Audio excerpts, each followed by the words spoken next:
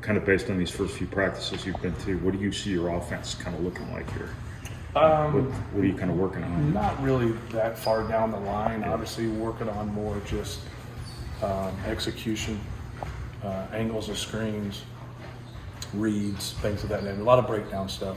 Just trying to get into the flow, trying to get a lot of shots, a lot of decision making, and reads within things more than anything. And then you try to be able to get them to be able to conceptualize everything depending on what's going on, whether like you're playing through the dribble or you're playing through the post up or you're playing through ball screens or moving the ball or screens away from basketball. So like just the overall understanding of what you want to do offensively.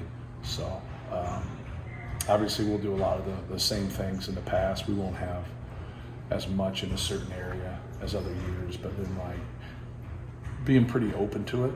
So like you just kind of let the competition take you where it's going to be. Obviously the people that have been highly successful that return, you have your feel and your understanding that obviously you're going to have the ball in Braden Smith's hands a lot. Fletcher Lawyer's going to get more stuff for actions. Trey Kaufman-Renn has proven that he can score with his back to the basket. I think he can do a little bit more than that, and he didn't get that opportunity with the talent level that we had and the different guys that we had. So like his usage, I would think, would go up. And then we have some young guys that are very talented. We have some guys that played roles last year that those could increase. I don't like to really talk about somebody's role in June. I think it's something you earn and something you work towards, and you just gotta kind of get things figured out. And everybody's a rebounder, everybody's a sprinter, everybody's a defender. So like there's no difference along those lines, even though there's some differences in how you have to guard people. Can you kind of get creative with those two wings, Kanon models? Yeah, you can run different stuff. stuff. Yeah, stuff for lobs, for pin downs. I think their ability to do other things will probably help us more. Just kind of the in-between things of games, sprinting the floor, getting on the offensive glass, getting 50-50 balls, just using what the lower gave you. Like you can't sit there and be long and athletic and not be able to rebound. Like you got to put it to work. And so like those are the type of things, both of those guys can shoot the basketball and make some plays for us offensively, but it's going to be the other things that complete them as a player that's really going to help us. Trey talked last week about having more space to work, which obviously last year with Zach in there, he didn't have as much space. Yeah. Is that maybe more of his game where he's got more room to work and do some things? Yeah, it depends on who he's with too. Like sometimes like not having enough space, but then you don't have the same attention either, right? So the spacing's not as good, but while Zach was on the floor, they really weren't too worried about him, right? And now they'll get more worried about you. So it changes a little bit as they might double a little bit more on you or scrape on the ball side with you. But I think it depends on who he's with. If we ultimately go small and he's our center, then I think he has a lot of space. Like if he's in there and he's with, Wilberg, or he's with Daniel Jacobson, or, one of those bigger centers, like, you're right back into the fold in terms of the way it was before. But yeah, I think, he's got a chance to have an all-conference type season. I think he can really score the basketball. And he just hasn't been as consistent because, you don't have as consistent minutes. Obviously more this past year he started, but, you're still not playing through your mistakes, as you would like, as Braden does, or Fletch does, or Zach did, or, the guys that play 25 to 35 minutes. I know that you just got here, but how beneficial was that international experience? And you've had guys in the past where he wasn't here, but he's also playing games against high-level competition. Yeah, it's no different than like going to Brewster and starting for Brewster and then playing, one of the best schedules in the country and knowing that you belong. I think that gave him a lot of confidence to go to USA and to compete and play and then to be their starting center. And make the all-tournament team with them. That just gives you more confidence to know you're one of the best players in the world at your age. And so yeah, we're excited about it. Like it's on the up and up. Like, he's very athletic. He's got a good competitive wire to him. He can really block shots. His offense is really improved. He can make threes. He can score around the basket. Now just, learning everything and, keep getting stronger and keep getting better and keep working. But no, there's a lot of positives there. last year, and you talked about sitting at it after the loss. Yeah.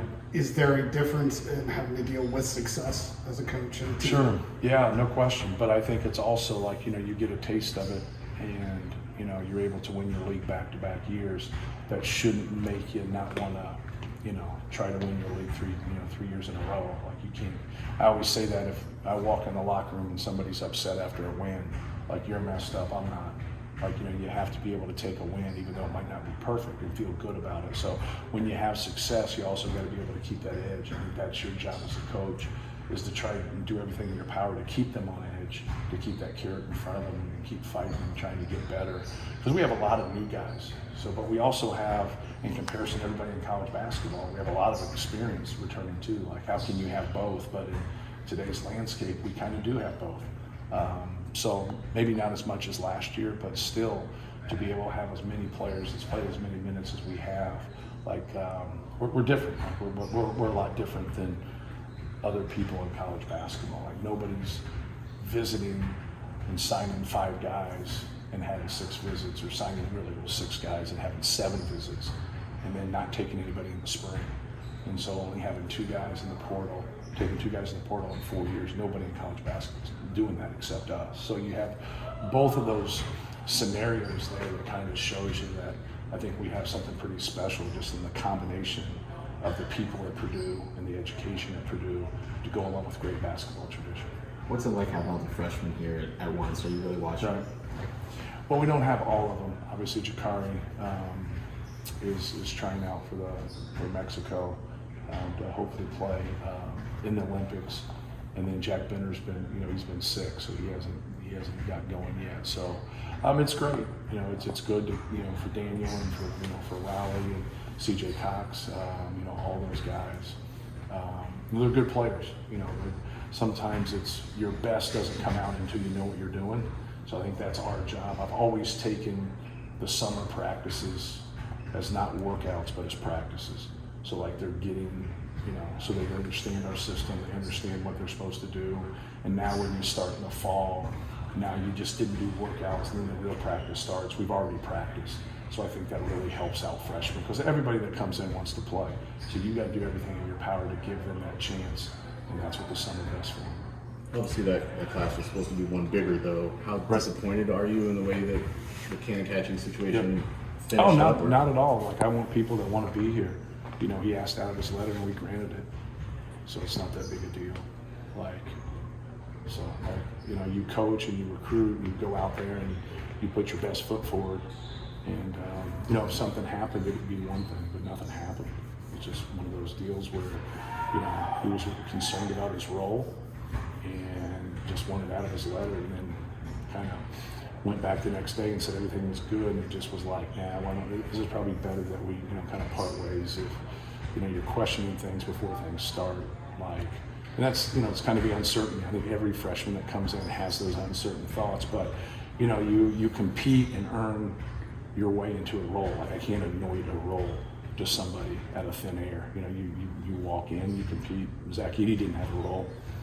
Fletcher Laurie didn't have a role. They came in here and they earned what they got, and that's the way it is. But I think more than anything, it's just the happiness of your players and the happiness of your team. It's competition and it's difficult, but if right away, you sense hey man, you're starting off on the wrong foot, and somebody wants out of their letter, don't. I think it's probably best to go separate ways. So we wish him good luck and hope everything works for him. You obviously talked a lot over the years about the importance of culture, and that's almost been what has propelled you guys to what you are now. At the same time, you've got a guy who next week might be a lottery pick, or is going to be close to it potentially. It's cool. So what is kind of the balance between those two things? Because I would think it can't only be the first thing, right? There still has to be that component of maybe being known for developing elite players. Yeah, well, your culture is something you have to work on every day. It's something that can go away pretty quickly. But I think it starts within the character of the people you have on your team and the people you have on your staff. And you're not perfect. Everything is not going to be perfect. But, for us, we have to keep it from a highly competitive standpoint and keep getting better and keep it improving along those lines. But if you have the right people, you can make a lot of mistakes and you're going to be okay. If you have the wrong people, like, it just isn't going to work. And so, like, we feel like we have a locker room right now where, you know, everybody's on the same page, they're competing, but we also know, like, everybody in that locker room is not going to play. And then when that happens and that crumbles, like, that's where you kind of find out. So don't lose your time right now. Like in June and July and August, don't look at it, it's just a summer workout. Like, try to get in front of guys, even though they're your teammates and you love them and you got to go to battle with them. You got to get in front of somebody. You know, you've got to beat the guy in front of you. So you still have to have that element along with the other things to have that culture and to have that growth. Do you need to be known still as a program that develops guys like Edie, that develops like upper echelon NBA talent too? Yeah. Besides, I know you want to appeal to the culture guys, the guys who want to be here, but is that also an advertisement for the program that you guys Yeah, well, they're all culture guys, in my opinion. I think the greatest, like, talent that's ever played is Michael Jordan. He's a culture guy. So you can't look at culture guys like they're just guys that are under recruited and tough and gritty and do the little things. Like, everybody's a culture guy if you're about winning. And so, like, I think that's the piece. Zach's improvement led from his physicality and how he was and how big he was, but his work that he put behind it. He put a lot of work behind it. He was very competitive. So he's a great story because, that's what you want. You want to see guys get better and grow each year. But in terms of recruiting, like, I want to get the same guys we're getting. I don't want to get a different guy. And I think sometimes when you start to win more, like, you think, okay, this is really going to propel our recruiting. And so, like, I don't make a big deal on, like, people, they'll go and rank them, and, like, people will say something to me and say, like, hey, I don't really have that high opinion about the people that are ranking them. Like, they've never coached. So, like, the people that know what they do, they shop for the groceries and they make the meal. That's what we do as college coaches. Like, you know what I mean? And so, like, the people that are ranking them either are people that never coached or people that failed at coaching or people that kind of pseudo do it. And so, like, when they rank you low, like, you want to be mad at them. Then they rank you high, you want to be, like, happy about it. And I'm neither. I could care less what they put. Like, I like them. So, like, I think that's the point, is, like, being able to trust yourself and trust your process and, trust your eyes and what they see, but also go and pay attention to stuff. Like, pay attention to the makeup of people, but also pay attention to the people around them. I think that's an important piece, because I need help working with each one of these guys. If something goes down and there's some trouble, like, I need someone to trust me, to know that we can get together and make decisions to best help that person. Are you doing anything in the way you run your program right now to get for all the changes coming in college sports here with the revenue sharing and the scholarship limits and stuff like that? You got any advice? Now, I'm going to that meeting on Monday and Tuesday with the Men's Basketball Oversight Committee, so I'll know more kind of at that time. But there's nothing to really do, because you know how it is coming out, but you don't know in what format, and you don't know how it splits, and you don't know how they handle high major programs without football. You don't know how they're going to handle gender equity, once everything settles, and that, and then how do you go about that along with image and likeness still. So there's still some uncertainties there of how things get, split up and stuff. If 3 guys leave last year, you set a standard here for a long time. How do you see your team's personality kind of? Who left? Who we got? Edie, Gillis, Morton. Morton, okay, gotcha. How do you see the team's kind of mentality and personality switch a little bit with the new leadership, new guys coming in? I was thinking, when you said leave, I was thinking change. Oh, sorry, no. Even though 2 of them did at the end. So to kind of clarify that, a lot of people put things out there. So last year in the spring, I got with those guys and just said, whoever had an extra year, like, I'll hold a scholarship for you. But if you don't want me to do that, then I'm going to go use that scholarship. So, but I made him make that decision in late April and May. And then with Ethan, he didn't play as much, so he wants to play. So that makes a whole lot of sense. And then with Mason, like, he's going to go to the G League or go, play overseas. And I just thought financially it made a whole lot of sense for him to get in the portal, just because he's such a great piece of the puzzle. And then, like, he can put himself there where he can make whatever. But, like, that to me, I thought was just a really good decision, like, on his part. Now, ask me the question again. How is the team's personality? You see it transform with, like, Braden and Fletcher taking over now. Yeah. Well, they, they were leaders on the team last year too. Like anytime you have the ball as much as Braden does, you gotta be a leader. It's like having a freshman or a sophomore quarterback in football. Like they have to. Like you have the ball so much. And so Braden, I think, has made a lot of strides in those areas, and he needs to keep doing it. I think Fletch has been, a really good leader. But anybody that's been there and played, Caleb First, Trey Kaufman-Renn, anybody that's been there, but anybody who's also going to play a lot, no matter what their year is, man, you gotta do your job. You gotta lead by example, and that's always helpful. You mentioned earlier about not guaranteeing anybody, going back to the Kanon thing, but you've got Will, Caleb, Trey, guys that are going to have an opportunity that they haven't had because of the player you had down there. Right. How much kind of eagerness and excitement is it like, okay, now Zach's not here, let's earn our spot, let's earn our time. Right, no question. Like, for us, I like it because I think we can play a couple different ways. Like, we can play ultimately big and have Trey Kaufman like at the 4, or we can go smaller and Trey Kaufman's at the 5. But we have a lot of different matchups there as you take, Will's size or Daniel's size or Raleigh's size, Raleigh's ability to play the 4 and 5, Caleb's ability to play the 4 and 5, Trey's ability to play the 4 and 5, Cam Heidi's ability to come over and be an undersized 4 if need be. So like that from a skill standpoint probably stretches us out. It gives us a little bit what Mason gave us instead of that stretch 4.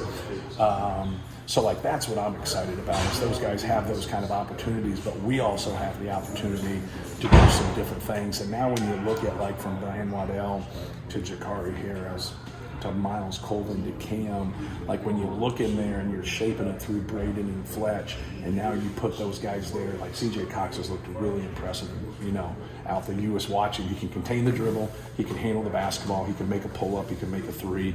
Just when I saw him, I was floored that the only schools that were on him was the Ivy League. I was floored. And I was seeing somebody else, and I just was like, man, my attention went that way. You got a high-level kid, you got a high-level student, you got a high-level player.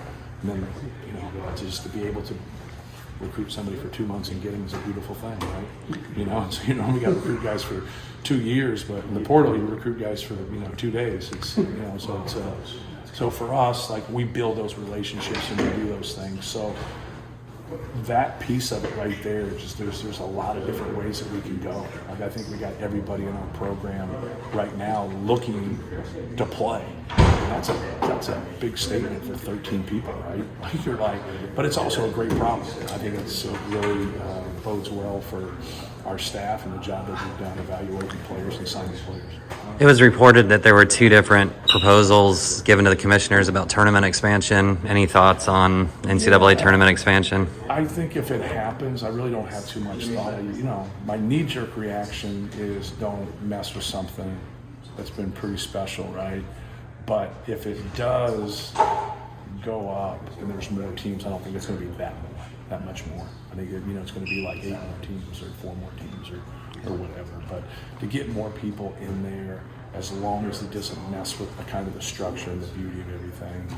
Like obviously we've had some really tough losses, but that's the NCAA tournament. Like that's part of it. Like you gotta play better. You gotta be able to do it. But that's the magic of it. And I don't like the mid-major teams that win their league and then don't win their tournament and then they don't get in. And I'm not saying that both of them should get in, but I like the league winner winning.